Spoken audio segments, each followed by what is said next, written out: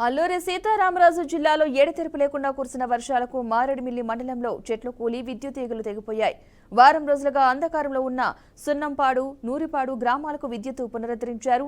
సరైన రోడ్డు మార్గం లేకపోయినా వాగుపై తాళ సహాయంతో లైన్మెన్ రామయ్య సిబ్బంది సాహసోపేతంగా మరమ్మతులు చేసి విద్యుత్ను పునరుద్ధరించారు.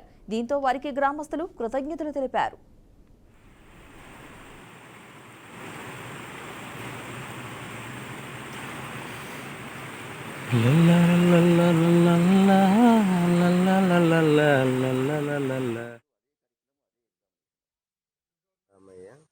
మారేడుమిల్లి మండలంలో సున్నంపాడు దేవరపల్లి పీటర్ మీద గ్రేడ్ 2 జేఎల్ఎంగా పనిచేస్తున్నాను.